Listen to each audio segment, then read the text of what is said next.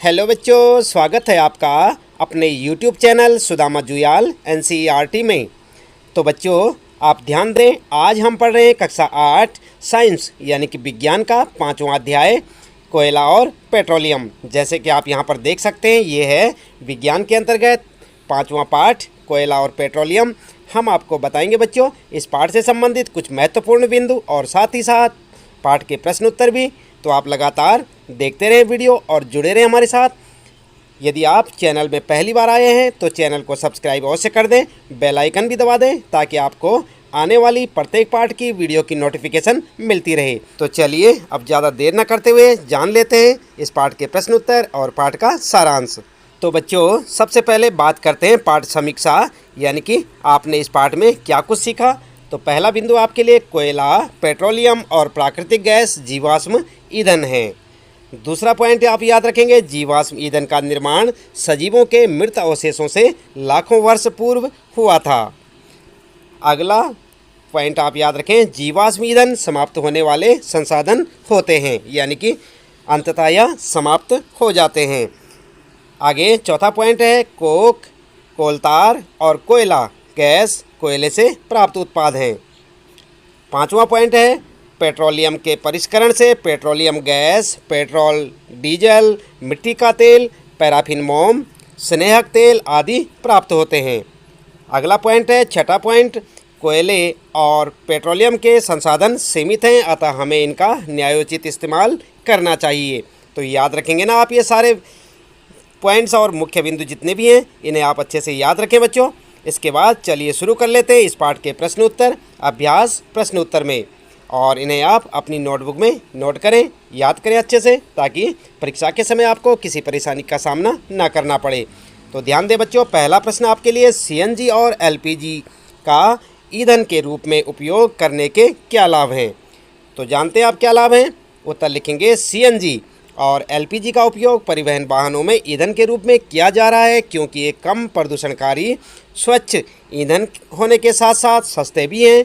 और CNG और LPG का अधिक लाभ यह है कि इसे घरों और कारखानों में सीधा जलाया जा सकता है, जहां इसकी आपूर्ति पाइपों के माध्यम से की जाती है। ठीक है, तो इस प्रकार से आप अपने इस पहले प्रश्न का उत्तर लिख सकते हैं बच्चों। दूसरा प्रश्न फिर आपका, पेट्रोलियम का कौन सा उत्पाद सड़क निर्माण के लिए प्रयोग में लाया जाता है। तो उत्तर क्या लिखेंगे। उत्तर लिखेंगे आजकल पक्की सड़कों के निर्माण में कोलतार के स्थान पर एक पेट्रोलियम उत्पाद जिसे बिटमुन क्या कहते हैं, बिटुमिन का प्रयोग किया जाता है। याद रखेंगे ना।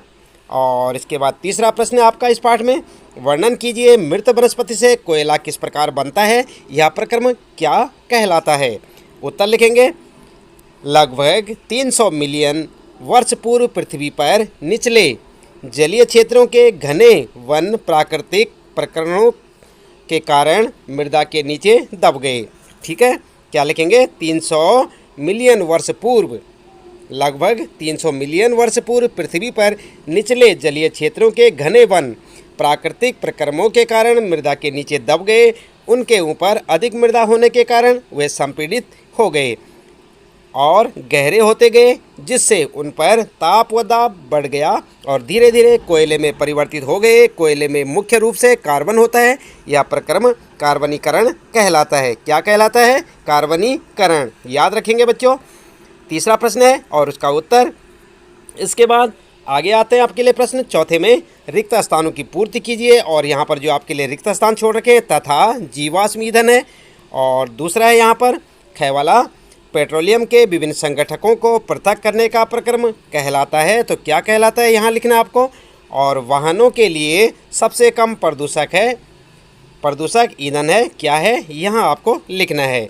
तो क्या लिखेंगे आप, क वाले में लिखेंगे कोयला और पेट्रोलियम, ख वाले में लिखेंगे परिष्करण और ग वाले में CNG। तो इस प्रकार से आप अपने उत्तरों को रिक्त स्थानों में भर सकते हैं। अगला है बच्चों पांचवा प्रश्न है, निम्नलिखित कथनों के सामने सत्य और असत्य लिखिए, यानी कि सही और गलत बताना आपने। तो यहाँ पर जो है क है जीवाश्म ईंधन प्रयोगशाला में बनाए जा सकते हैं, ये सत्य है या असत्य है आपने यहाँ पर बताना है।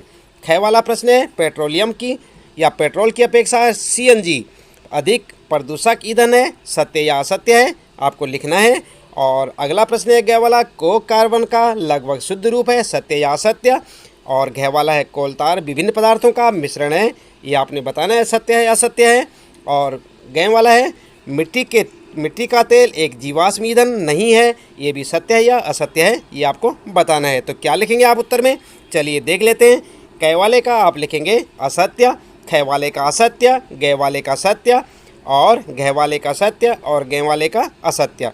ठीक है, तो इस प्रकार से आप उन पे अपना सत्य और असत्य लगा सकते हैं। यहाँ पर असत्य असत्य, यहाँ पर सत्य सत्य, और यहाँ पर असत्य। ठीक है, तो इस प्रकार से आप अपने उत्तर को लगाएं बच्चों। अगला प्रश्न है छठा, समझाइए जीवाश्म ईंधन समाप्त होने वाले प्राकृतिक संसाधन क्यों हैं। तो क्यों हैं बच्चों, उत्तर में आप लिखेंगे जीवाश्म ईंधन समाप्त होने वाले प्राकृतिक संसाधन हैं क्योंकि मृत जीवों को ईंधन में परिवर्तित होने में लाखों वर्ष का समय लग जाता है और उपलब्ध भंडार सिर्फ कुछ सालों तक के लिए ही पर्याप्त है, इसलिए हमें इनका न्यायोचित प्रयोग ही करना चाहिए। आई बात समझ में। तो ये है छठा प्रश्न आपका। इसके बाद आता है सातवां प्रश्न और इसमें पूछा है, कोक के अभिलक्षणों और उपयोगों का वर्णन कीजिए। तो आप क्या लिखेंगे उत्तर में, आप लिखेंगे यह कठोर, सरंग्र और काला पदार्थ है, यह कार्बन का लगभग शुद्ध रूप है, कोक का उपयोग इस्पात के औद्योगिक निर्माण और बहुत से धातुओं के निष्कर्षण में किया जाता है। आई बात समझ में। तो यह सातवां प्रश्न, इसका उत्तर आप लिखें, अच्छे से याद भी करें बच्चों। आठवां प्रश्न है, पेट्रोलियम निर्माण के प्रक्रम को समझाइए। काफ़ी इंपॉर्टेंट क्वेश्चन है। तो यहाँ पर उत्तर लिखेंगे, पेट्रोलियम का निर्माण समुद्र में रहने वाले जीवों से हुआ। कहाँ से हुआ, समुद्र में रहने वाले जीवों से।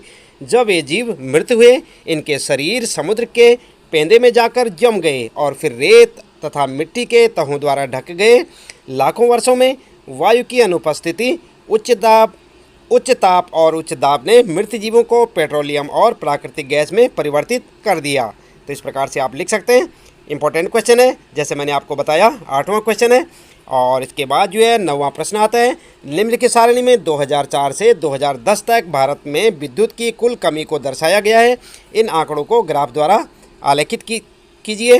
तो यहाँ पर आप देख सकते हैं, ये आंकड़े हैं बच्चों, और ये जो है आपको इसका जो है ग्राफ जो है स्वयं से बनाना होगा। एक ग्राफ पेपर लें आप और उसमें जो है ग्राफ में दिखा सकते हैं। ठीक है, तो इसके साथ ही यहाँ पर इस पाठ से संबंधित प्रश्नों के उत्तर समाप्त होते हैं बच्चों। उम्मीद है कि आपको अच्छे से समझ आए होंगे। आप इन्हें अपनी नोटबुक में नोट करें और इन्हें याद करें। यदि आप चैनल में पहली बार आए हैं तो चैनल को सब्सक्राइब करें और बेल आइकन दबा दें और वीडियो को लाइक शेयर सब्सक्राइब करना ना भूलें।